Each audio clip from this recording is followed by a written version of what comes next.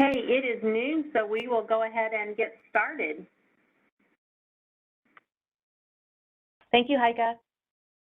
Hi, this is Carrie Tesoro. I'm the Assistant Director at the Department of Mental Health. I want to welcome everyone to our webinar for the BinaxNOW testing.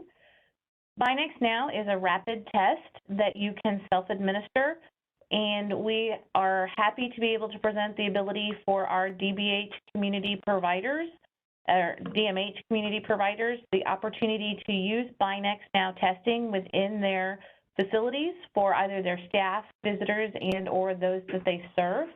And so today we have our friends from the Department of Health and Senior Services, Russ Jury, Paula Nicholson, and Ryan Marsh joining us.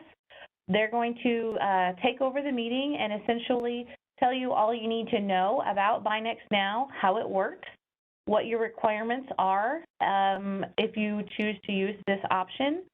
And I don't want it to scare anyone away. There are some reporting requirements, and it can seem like a lot initially, but once you get it going and into the rhythm, it's really a very manageable workload in order to have this resource available to you during this time. So with that, I will turn it over to Paula, Russ, and Ryan to get started.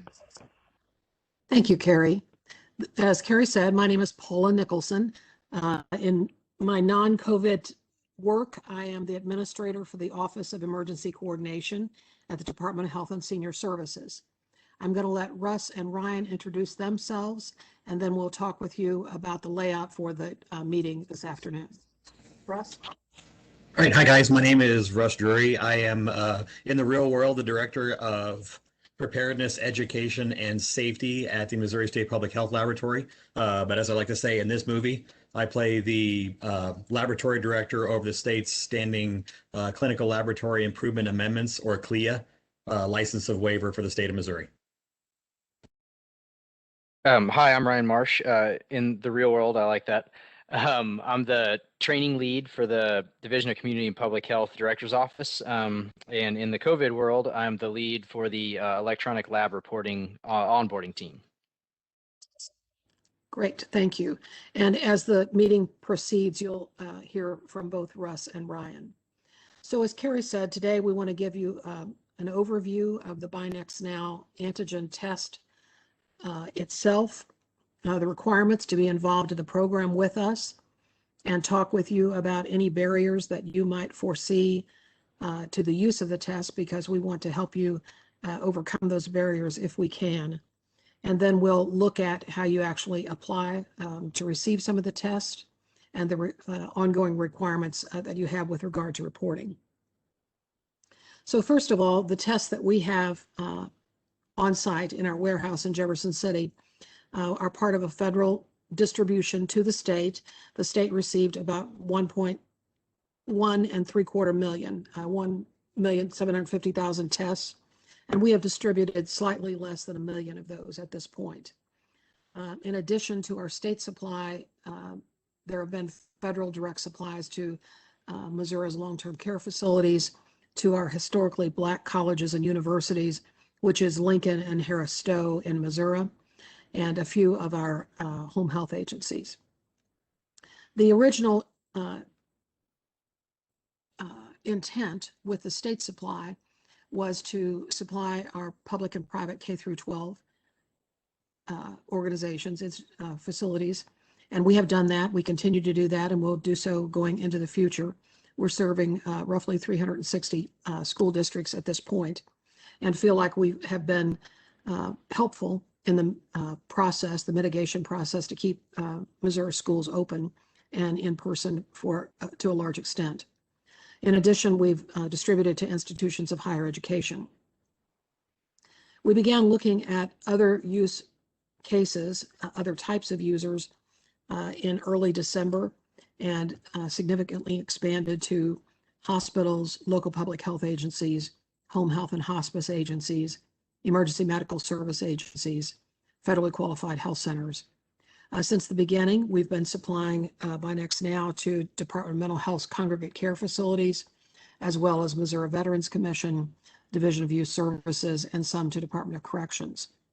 And so we continue to look for additional use cases that may be able to benefit from these tests that are supplied to us free of charge, and they come to you free of charge because they are under a federal shipment to us. And so in discussions with Carrie and with Val Hune, had the discussion that many of the DMH community providers may be able to benefit from these tests. I will also say that once we finalize the distribution of the 1 3/4 million tests that we have, we do have funds in a grant to the Department of Health that we have set aside to purchase additional tests should those be useful within our state. So as long as the BinaxNOW program is in place, we anticipate being able to provide those tests to you at no cost. Now, at no cost for the purchase of the test, there are certainly costs involved to you as an administrator, and we'll kind of identify those and speak through those as we go along. So there are basically 5 requirements to being involved in the program. And to be involved in the program and submit your initial application, which we will look at momentarily, you have to basically give us a testing plan. Doesn't have to be a huge long ordeal. It can be 3/4 of a page, half a page, as long as you are telling us how you're going to use the test, about how many you anticipate using, and how you're going to cover the requirements. So the requirements are, first, these tests have to be administered under a CLIA waiver, as Russ was speaking about.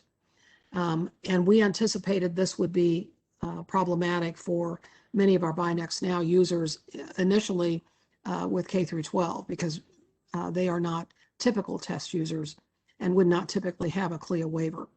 So we established a state level CLIA waiver specifically for BinaxNOW users, and Russ is the laboratory director. He'll speak about that in a little bit as we go through the guidance.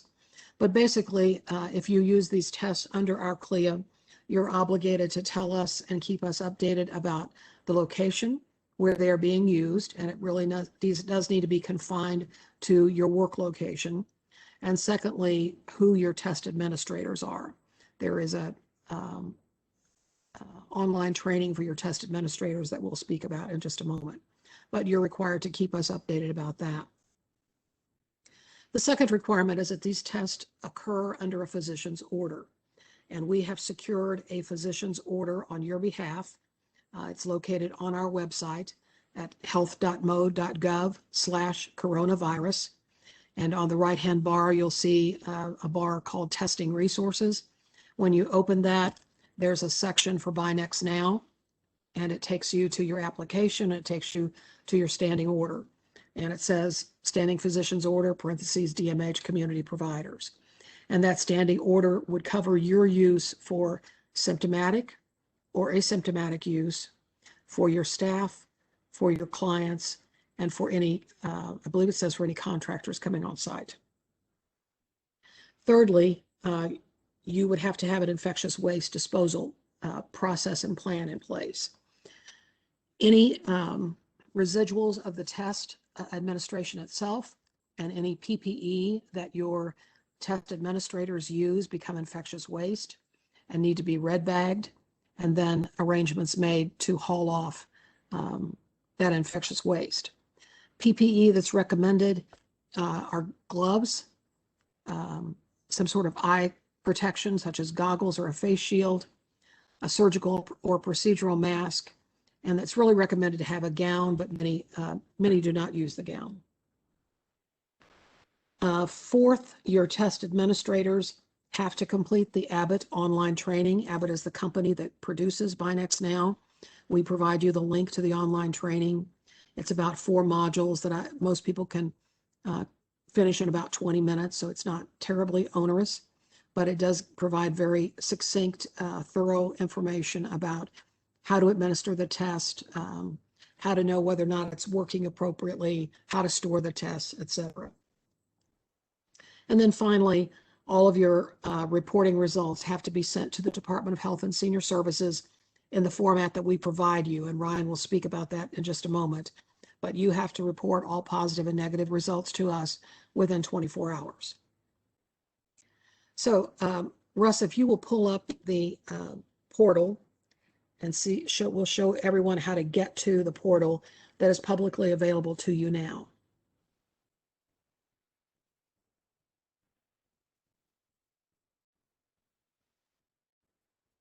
So this is the health.mo.gov/coronavirus portal that I was speaking about, and you go there on the right to testing resources.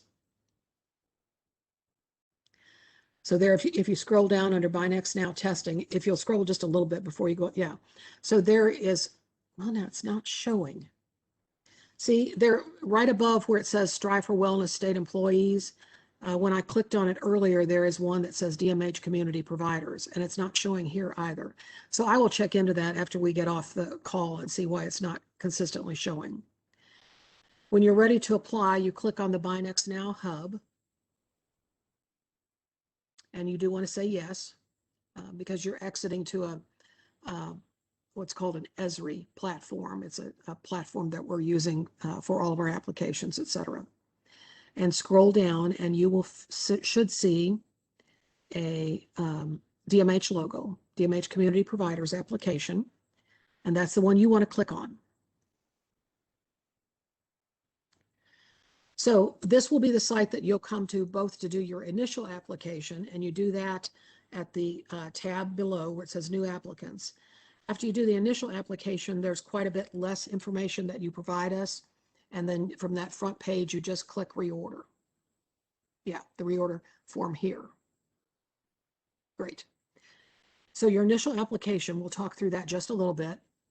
So the basic information and guidance is on the left about creating your antigen plan, that you're, you submit your information to us through the request form. Really just basically the overview that I've given you. Then as we go to the right under the training modules, you'll access them here. And that'll be for your test administrators to go through. If you'll just click on that for us, Russ, so they can see the training modules, that would be great. And we won't spend a lot of time here, but I just wanted you to see what you'll see when you open up Getting Started and how to store, etc. Okay. And Paula, real quickly on those training modules, can you give a ballpark about how long? I mean, they're not super long modules, correct? Correct. I would say modules 1 through 4 will take about 20 minutes. But on module number 5, the Navica app is really not applicable to your setting at this point. It's really more geared toward higher education, but about 20 minutes through modules 1 through 4. Okay, then let's open up the BinaxNOW guidance.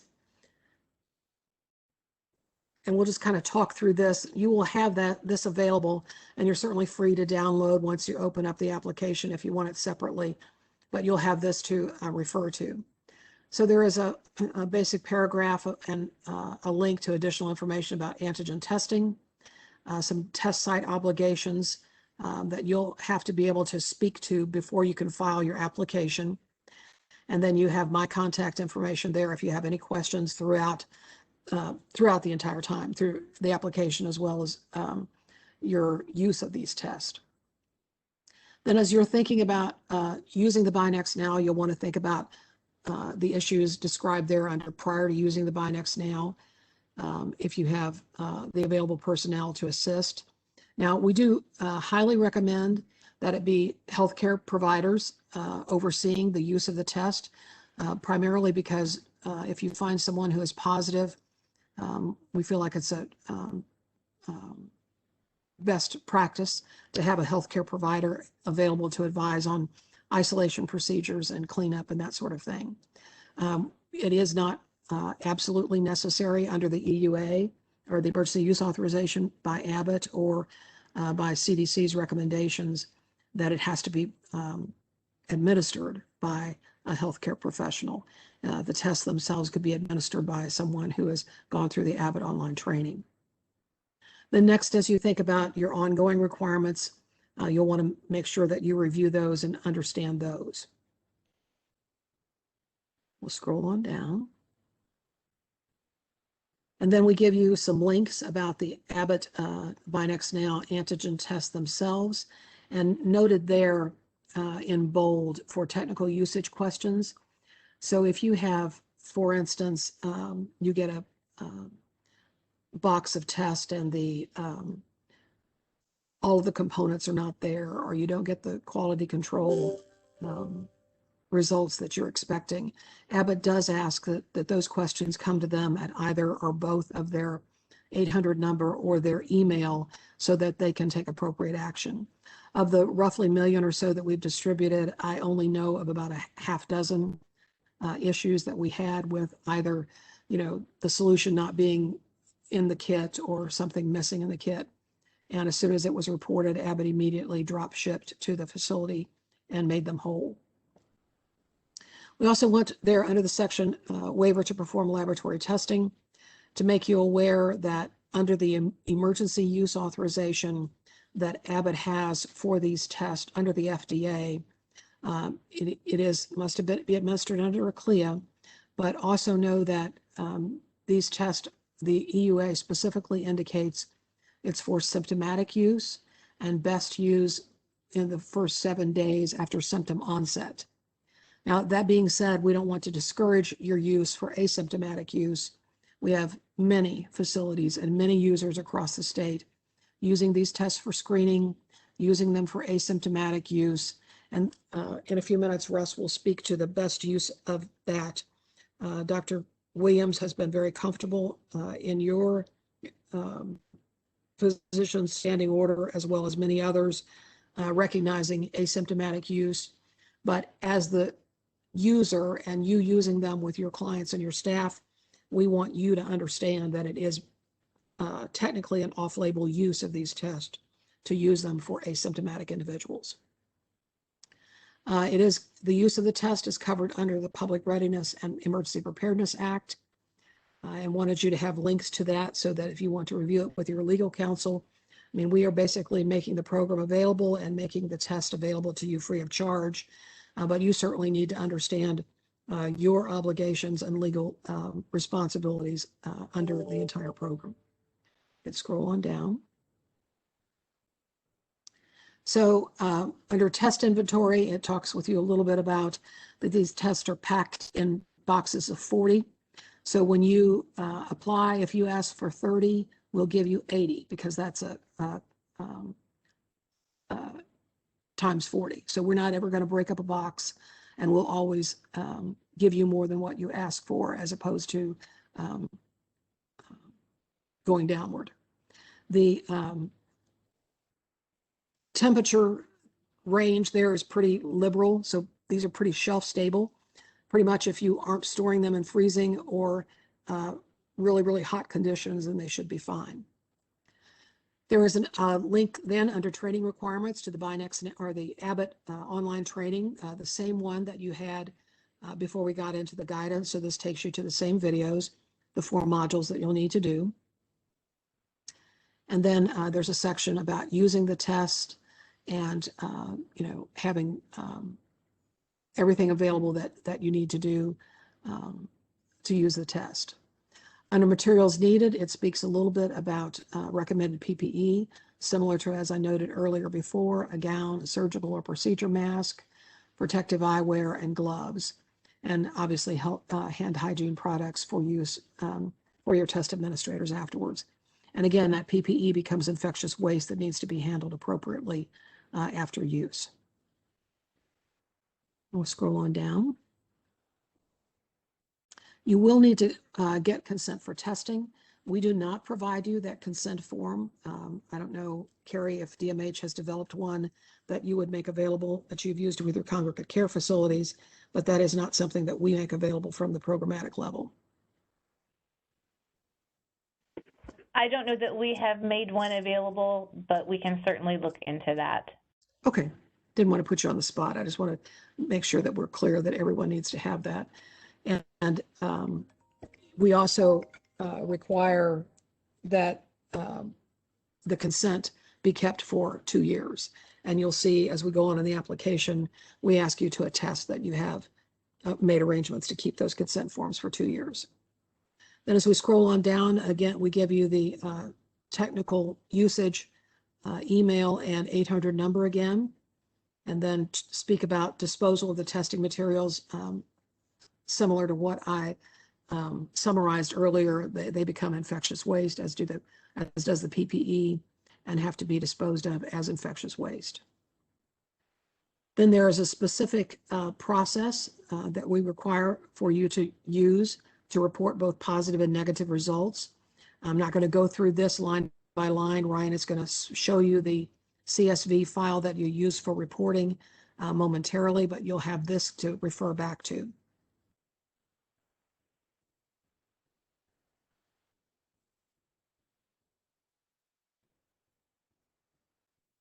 And then finally, in summary, you have a variety of contact information. So you have my information again. You have Russ's as the CLIA director if you have questions. And Russ is a great resource as a scientist, which is not my background, to help you understand the test and test uses. If you have questions about positive case reporting, we refer you to our infectious disease specialists, either John Boss or Craig Highfill. And then Ryan Marsh is part of the electronic laboratory reporting team, the ELR team. And you ask those questions at that elr@health.mo.gov.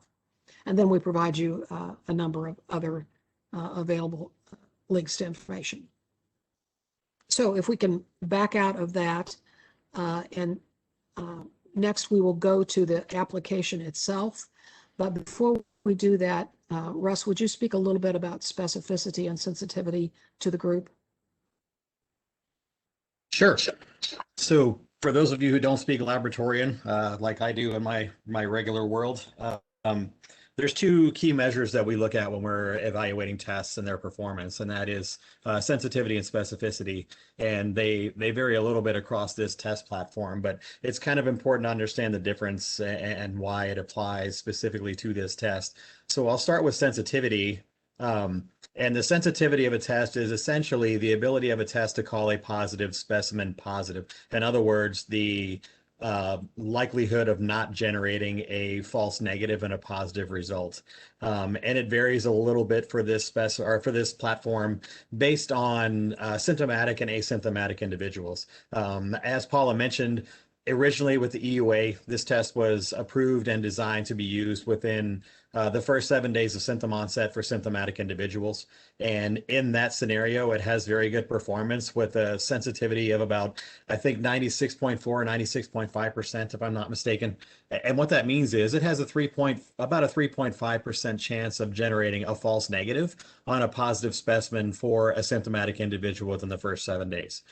Now we get into asymptomatic individuals, and that number tends to drop off pretty significantly.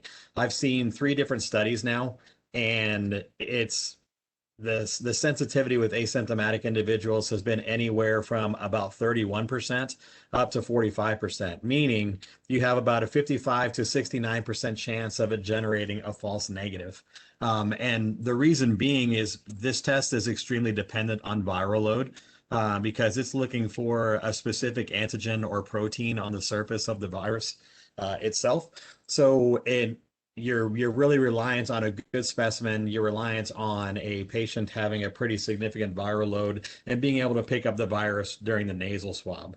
So it has been approved by the federal or at the federal level and has been applied in a lot of places at the state level for asymptomatic testing as well. I'm not giving you this information to try to deter you guys from using it because it definitely does still have value. And of course, doing some testing, of course, is way better than not doing any testing at all. But I, as a CLIA director and a person of laboratory background, strongly encourage, if you're going to use this for screening of asymptomatic individuals, that you do it more along the lines of a serial manner, meaning you're doing rescreening at kind of a set interval, 2, maybe 3 times a week if possible.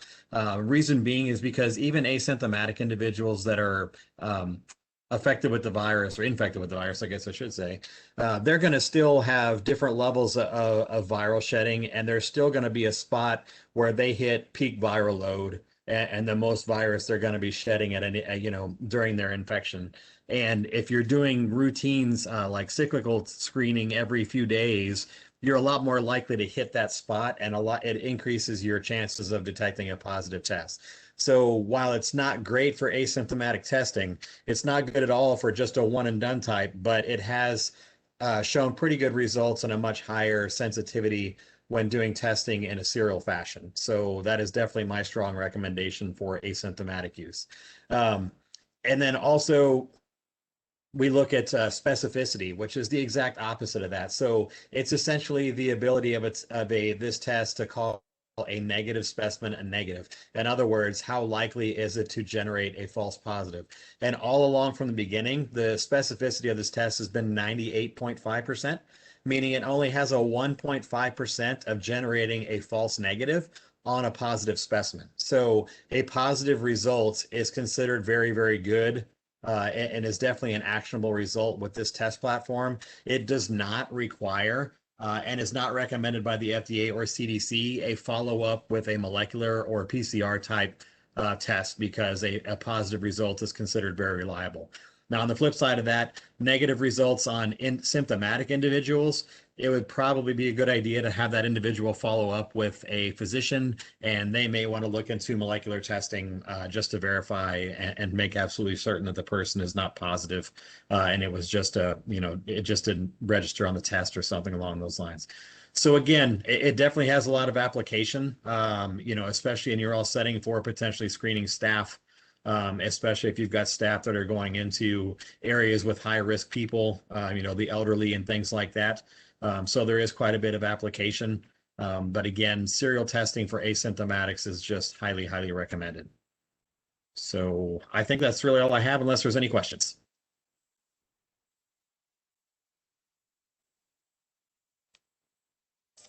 Thank you, Russ. We will pause for questions at the end. There should be ample time, but feel free to enter questions in the chat as well if you like, because we'll try to keep up with that.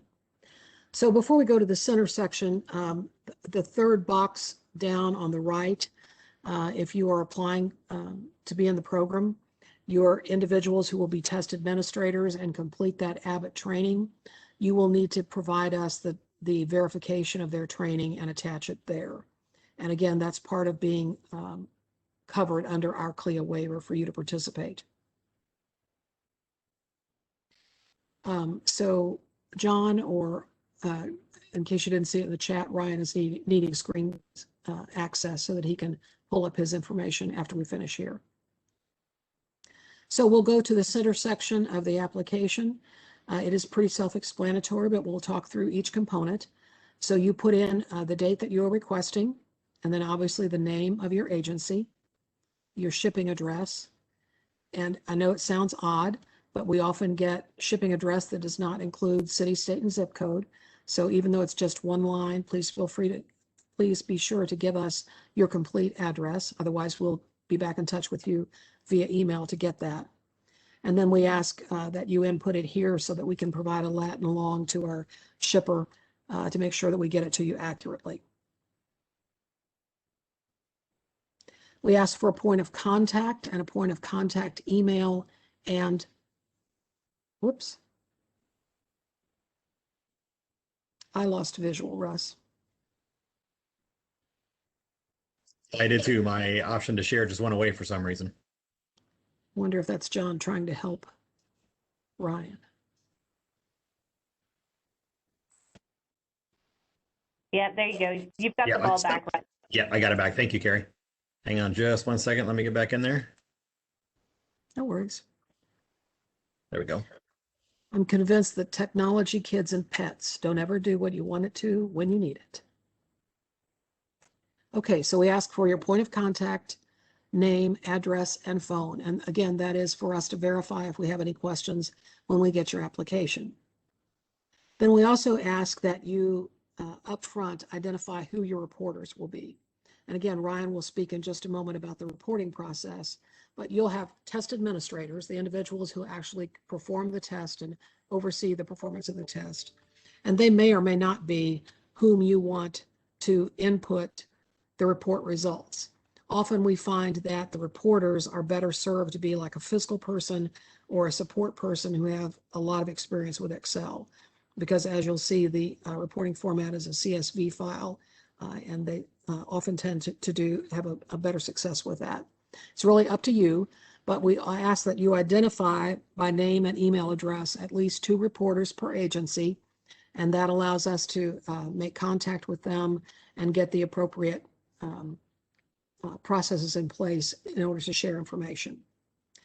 Then we give you a place to upload your antigen testing plan. And again, this does not have to be onerous.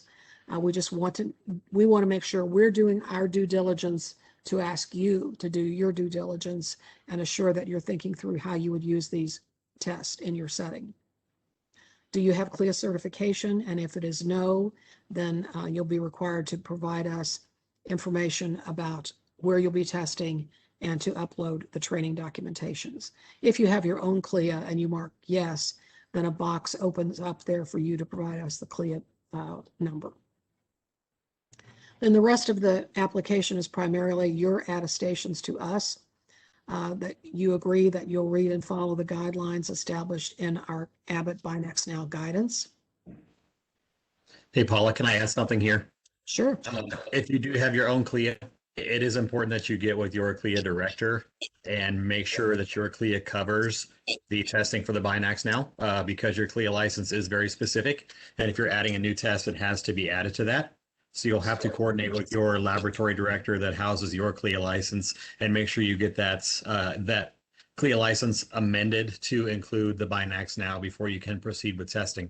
Due to relatively high volume and the special circumstances, my understanding is, speaking with John Langston from the state CLIA, is that once you've submitted that request for amendment, that you can automatically go ahead and begin testing at that time. You do not need to wait for verification from them because it may take them a couple weeks or even a month before they can get back to you just because of their volume. So just for clarification. Thanks, Russ. And if you have any question about that, be in touch with myself or Russ, and we'll connect to you appropriately. Then we ask you to affirm that you have personnel who've completed the required training as outlined in the guidance. We ask that you attest that you will adhere to the written instructions for use of information provided in the test package insert, that you can receive the tests in one central location and potentially store the maximum amount of tests requested. This may or may not be an issue for you. We have some users that request several dozen boxes at a time, and we just need to make sure that they're all appropriately handled and stored. That you will complete the electronic reporting onboarding process that Ryan will speak about momentarily.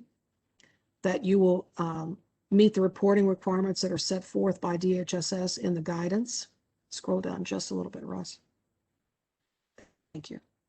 That you'll operate under a physician's order to administer these tests. And again, we have secured a standing physician's order on your behalf, so you should be able to mark yes, but I would certainly suggest that you review the standing order and make sure it meets your uses that you intend. Again, we're not going to tell you how to use the test. We can certainly talk with you and provide technical assistance on how other users are using the test, but it's really up to you if you're going to use with staff and clients or only staff or staff and contractors, et cetera. That you have medical personnel available to distribute the test, that you will abide by the infectious waste disposal criteria as outlined in the guidance that we spoke about, and that you will have individuals being tested sign an authorization or a consent to testing and retain that documentation for 2 years. Then you input the number of tests you want for a 45-day period or a 30-day period. You will be able, once you're in the system, you'll be able to reorder as frequently as you like. Literally, you could reorder every week if you wanted to, if that was easier on you. Know that our turnaround time, once you submit, typically, if you submitted today, for instance, you would could anticipate receiving your test in 3 to 5 business days. And then we provide you an open comment box just in case we've missed anything or there's anything, sort of specific about your situation you want us to be aware of. You click submit, it comes to us for a review and approval. Certainly part of that is Russ taking a look to make sure if you're operating under our CLIA, that he has all the necessary information. And then we send it, once everything is there and we're comfortable with your testing plan and all that, we send it on to the warehouse to be fulfilled. I have one request here as well. If you're operating under my CLIA and your staff is completing their training documentation forms, please ask them not to use acronyms. Just because I don't speak DMH language. And I've run into this with a few facilities and a few of the programs we're in, that they are using the language they use every single day. And I understand that, but it doesn't always translate on my end. So it speeds up the process significantly, and avoids me having to make a lot of phone calls and emails to find out exactly what it means or what facility that's attached to. Great clarification. Would you back out? I want to show them the reorder form. Yeah. So if you just click on that, I want to show you that that initial application is a little lengthy, but the reorder form, because you're already in our system. So when you reorder, you'll go up on the top right under facility type. And I think it literally says DMH community provider.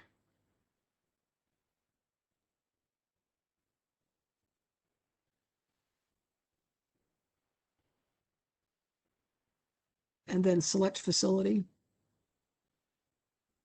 So once you are in the system, your name will appear here once you've submitted an initial application. And then as you just scroll on down, you see all that it pre-populates all of this for you because we already have your address and your name. And you literally just come down and tell us the number of tests that you want reordered, again, in increments of 40. And reiterating again, we say they're 45 days, but you're welcome to submit shorter or longer than that. It just takes away a little bit of the administrative burden if we think in terms of 30 or 45-day increments. But you are more than welcome to order in different increments if that works better for you. So I think we can back out of this, and as Ryan is pulling up the CSV file to talk with you about reporting, let's just kind of open up here for any questions that you have at this point.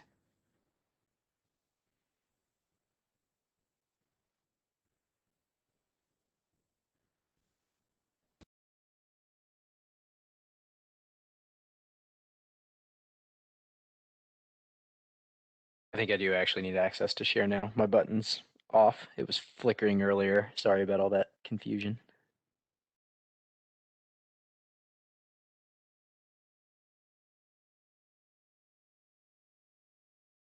You should have the ball, Ryan. Yes, I think it's working now.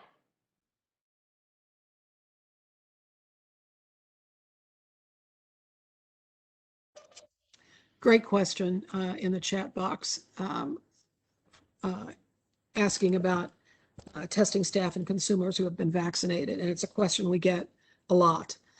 So once you've been vaccinated, the vaccine will keep you from getting sick. It is not 100% proof positive that you can't be infected and carry the infection. There's still research ongoing out there. It does seem to be that it's a lesser probability that you can carry the infection, but not 100% that you cannot. So if you have staff, for instance, that are going home to children who have not been vaccinated, or vulnerable individuals who were unable to be vaccinated for whatever reason, it really does behoove you to have a testing situation in place. The other piece of that, and I'll just put on my public health hat for a moment, is that I think there is sort of a thinking within the public that the vaccine's here and we're all saved, and COVID's going to go away. And with the variants that are coming about, even though the vaccine seems pretty appropriate and pretty functional against the variants thus far, it doesn't necessarily mean that it's going to continue to be. There's a lot of scrutiny right now in Europe for the UK variant that's out there, and some increasing hospitalizations.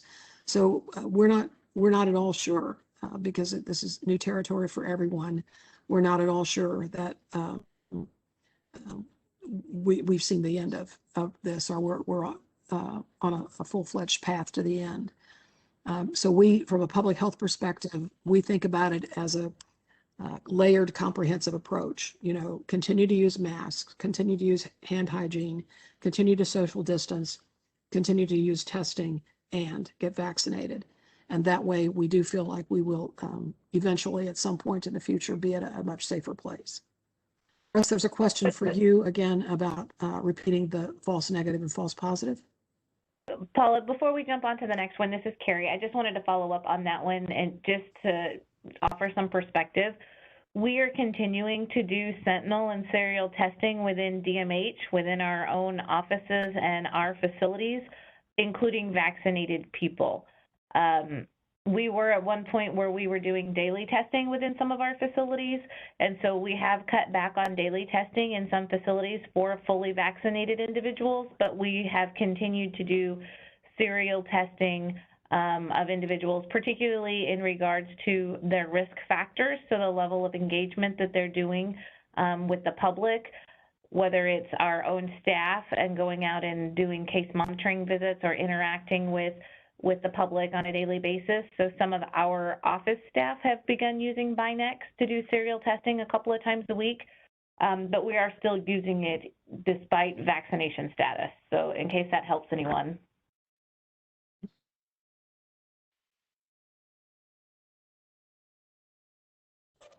Thank you, Carrie. Russ, would you talk about false negative, false positive? Sorry, yeah, just having trouble getting off mute. I addressed it in the chat, but just for clarification again, the test has been very, very good as far as specificity goes, which it's maintained 98.5% for both symptomatic and asymptomatic individuals, meaning across the board for either situation, it has a 1.5% chance of generating a false positive. So again, a positive result is considered very reliable. For symptomatic individuals within the first 7 days, the sensitivity is 96.5%, meaning a 3.5% chance of generating a false negative. For asymptomatic individuals, the studies have varied between 31% to 45% sensitivity, meaning there's a range from 55% to 69% of generating a false negative. And again, that's based on just one-time testing, not based on serial testing. I haven't seen any specific studies done with serial testing. I just know that it's increasing your likelihood of detecting, which makes sense. The more times you find it or test for it, the more likely you're going to find it in an individual that has it. So, thank you. I may not be getting all of the chat because I can't see your response, so I apologize if I'm responding again to something that's been answered in the chat. But Ms. Groninger asked about the method of obtaining a specimen. It is a nasal swab. It's about mid-nasal swab, so it's not the real brain tickler that like the PCR is. Shelf life of the test from original manufacturer's date to expiration. The early tests we received were 6 months. The most recent tests we've received have been 9 months. So in our warehouse, we have everything from tests expiring in May through September. I will tell you last month that Abbott received authority from the FDA to extend a number of their tests about 3 months, and they do anticipate a similar action this month to be announced. So when that occurs, then we let all users know those specific lots that have been extended. So we believe that if you order now, you're basically probably going to get tests that expire in May or June. yeah, sorry, Paula. When I replied to both those, when I did, I just replied to the attendees, so the panelists don't see it. So sorry about that. That's all right. Okay, anybody else have anything before Ryan speaks about reporting?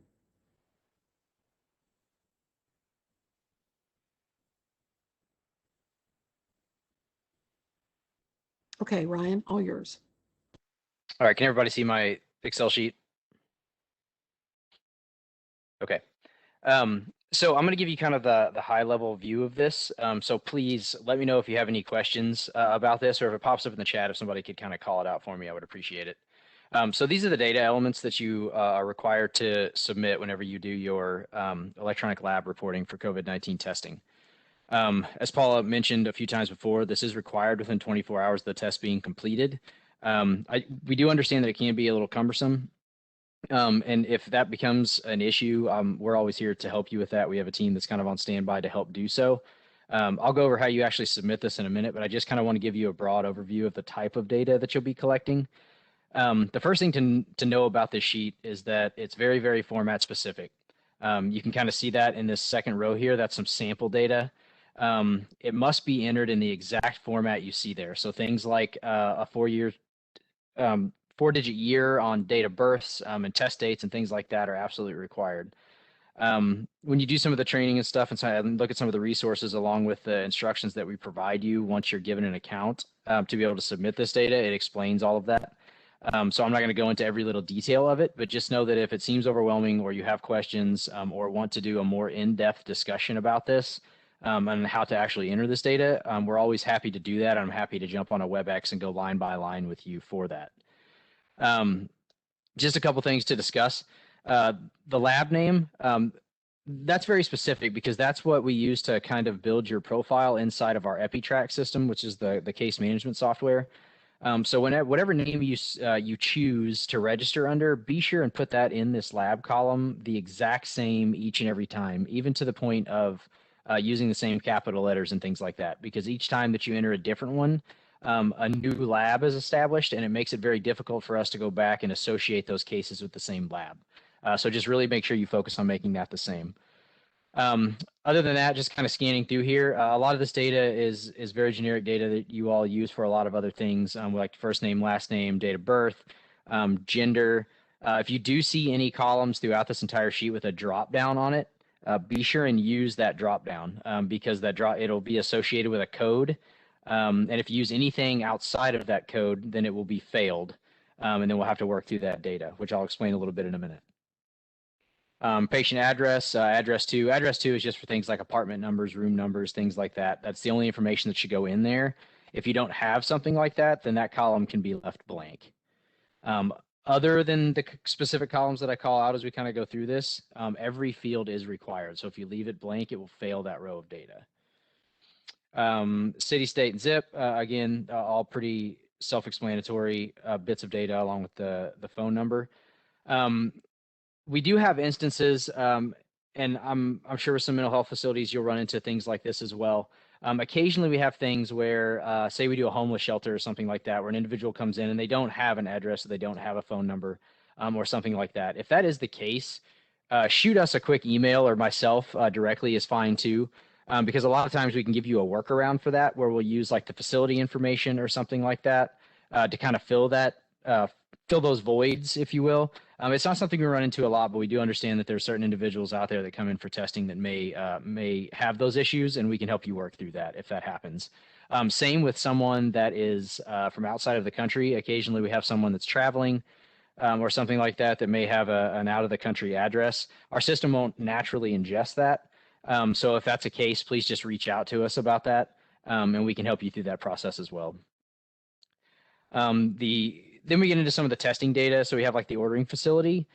For most of you, that is going to be the exact same name as you'll use in the lab. That's just where the facility is located that is ordering the test. And then we collect your address, address to city, state, zip, all of those same things, and phone number. We also have the ordering provider last name and first name. And Paula, you can probably answer this. I guess they'll have a standing order to be able to do these tests, or will they assign them individually within their facilities? They do have a standing order. Okay, so that will be the name that's on that standing order that's giving you permission to perform these tests. So that is what will go there in both of those columns. Leave off things like doctor or something like that. We just need first name and last name. A couple of these things I want to discuss a little bit because they can be kind of scary. So the accession number is one. Don't be overwhelmed by that. It's not a number that you'll pull from any specific location or anything. It's a number that you'll completely make up. Just keep it to letters and numbers. But what the intention of that number is that once this information is ingested into our EpiTrack system, if for some reason, say a contact tracing or something becomes a thing again, and we reach out to an individual and want to talk to them about their COVID test, and they say they've never had one. This allows us to pull this accession number and track that all the way back to the test performed on this given day at that given location with that given person, so that we can help troubleshoot that. So it's just, think of it as kind of, it's used as like a breadcrumb trail. So make up whatever number that you want. Just make sure that that number is unique to each and every test performed. Even if an individual gets multiple tests, they would say have 2 different accession numbers for each test. If none of this makes sense or I'm going too fast, obviously, please jump in with a question. Then we kind of have our specimen collection date and test date. You see that has a timestamp on it. That is required. It's a 24-hour clock, so it's military time. And that field must be filled out like that. Really, the only thing that this looks for, I know that most of you don't track the times you do the test, you just track the date. That is okay. The system just automatically looks to see that the test was performed after the specimen collection date. So say we did a test today, you could have something like this in the field.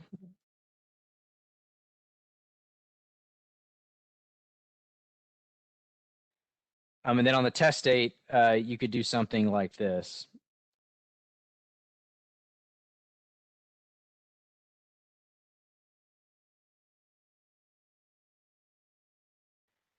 So don't get overwhelmed by that. We have a lot of people get bogged down or kind of panic over that time. This would allow the system to kind of trick itself. We understand that those rapid tests are done in a matter of minutes, but they technically can't be done at the same time, and the system knows that. So if you just give it a few minute gap in there, as long as that date is accurate, that timestamp's not going to hold anything up as long as we have something like that in there. Then we have the test performed. This is another one of the drop downs. There's a ton of tests on there. Be sure to pick the one that matches the test you do, and only one that's on that drop down. If you try to type anything in or anything like that, it's going to throw an error. And then I sort of purposely skipped over the specimen source. So the specimen source relates back to that test performed. Be sure and select from the drop down again. Most of you or all of you are going to be using the BinaxNOW card. That is always an AN specimen source. Our system, again, knows that if you use the BinaxNOW card, it should have an AN specimen source. So if you put anything else in there, it will cause an error to occur. So just know that. And the last few bits of data down here, sorry about that, it went a little too far. You have the result. It gives you several options. We have the positive, negative. We do understand that you have certain instances where a test will be inconclusive or there was a bad sample or something like that. It gives you those options, and those must be documented if they happen. The one exception will be that control test that you do. We don't need the data on that control test. If it's not done on an actual person, we don't need it. So disregard that one. But on any test actually performed on a patient, we will need that data. Then the rest is pretty self-explanatory. It's race, ethnicity. We have symptomatic for disease, and illness onset date. This gets confusing a little bit. So symptomatic for disease, are they showing symptoms or are they not? So that's yes, no, or unknown. If they are showing symptoms, so if this is a yes, then an illness onset date becomes required. So they have symptoms, we need to know when those symptoms started. If symptomatic for disease is no or unknown, then the illness onset date can be left blank. Consumer and staff, that's just a kind of a requirement of the system. So your staff are going to be, your staff that work at the facility. A consumer will be anybody that uses your services, so patients, things like that. We do have certain facilities that test delivery folks and things like that come into the system or come into the facility. If that is the case, then we typically just log them under staff since they're not a patient there or something like that. And then we have the reporting facility type. There is a selection on there for DMH, I believe. Yeah, a bunch of DMHs at the top here. So just select the one that's most appropriate for you. Also, don't leave any blank lines, blank spaces, things like that. That'll cause issues with the system. I know I really went quickly through that. Does anybody have questions about any of the data that's in there before I get into how to submit it?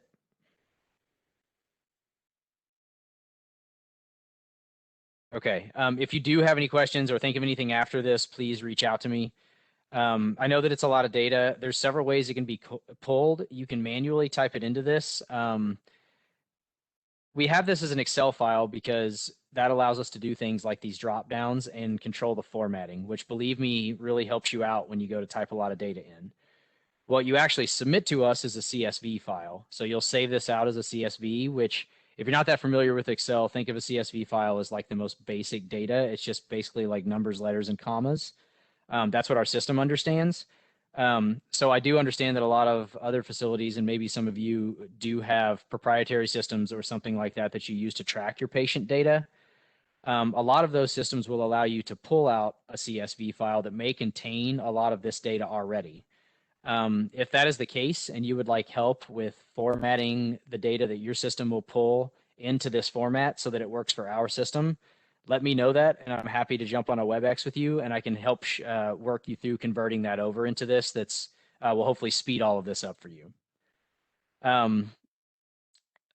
Other than that, there are a couple different ways you can submit this data. If your facility has an HL7 connection, let us know that, and we can hook you up to where that HL7 connection can be made to do all of this reporting for you. It'll just automatically connect with our system and send it over.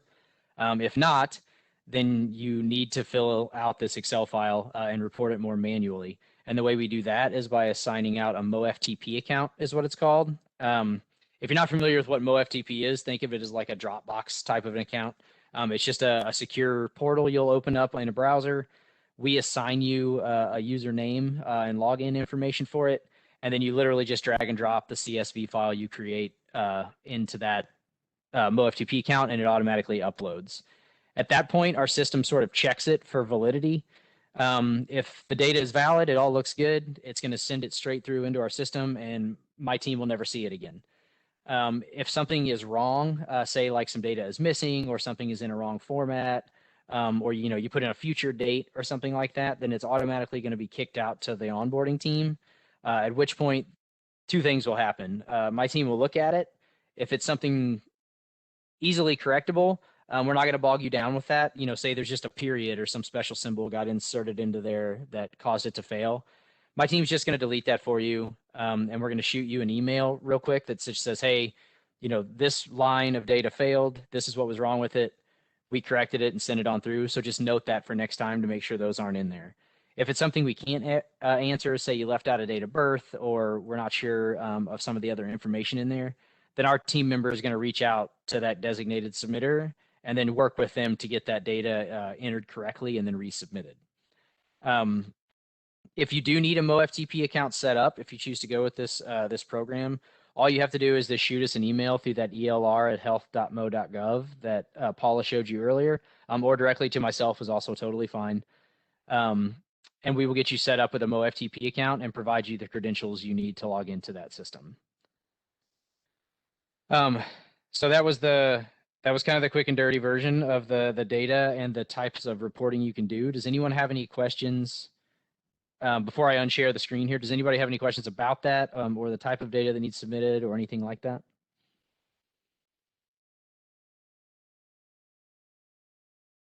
Okay, if you do, please ask. Like I said, if you want to come on board with this and start doing some of this data and would like a more in the weeds version of how to enter this and some little tips and tricks that make it easier, just let me know that, and I'm happy to set up a WebEx with your team and jump on there and we can walk through it line by line if need be.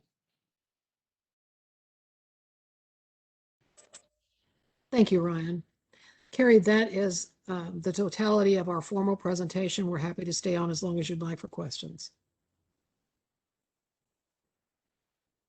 Thank you, Paula. I'm copying, I'm going to put this out to everyone, all attendees. I'm copying a link into the chat. That is to the webpage that Paula and Russ were showing at the very beginning. That's the Health and Senior Services COVID page. So that link that I just put in the chat for everyone to see. Remember, that is where you would go to testing resources. And actually, I'm going to put that in there as well for the BinaxNOW so that you have an even more direct link. I would encourage everyone to go out there. There was a lot of information in this presentation, and I want to thank all of our friends from the Department of Health for taking the time and going through this with us and making this available for all of our community providers. But there was a lot of information in this presentation, so I encourage you to go out there and get into that BinaxNOW hub. which I'm also going to send you the direct link to that. I'm all about sending the links and trying to make it easier. But to go out there and to read the materials that they went through, take some time to really comprehend what it entails. It does sound like a lot. I understand that it can be overwhelming for folks, but really I liken this to kind of learning to ride a bike. There's a little bit of work at the beginning. It can feel a little challenging and maybe a little uncomfortable getting through it, but it's not nearly as cumbersome or difficult as it feels like in the beginning. And once you get on there and you really learn how to write it, then it's really something that's very easy to do. So I finally put in that last link specifically on the BinaxNOW for the DMH information. So you have all of those direct links to get started. Remember, on that very last one I put in there, you need to click New Applicant so that you can get to that front page that has your access to the training modules and the guidance and all of those things. So I'm not seeing any other questions that have come in through the chat. I will open up the line for just a moment to see if anyone wants to have pose any questions for our friends at Health, or just in general any questions about this process or this opportunity.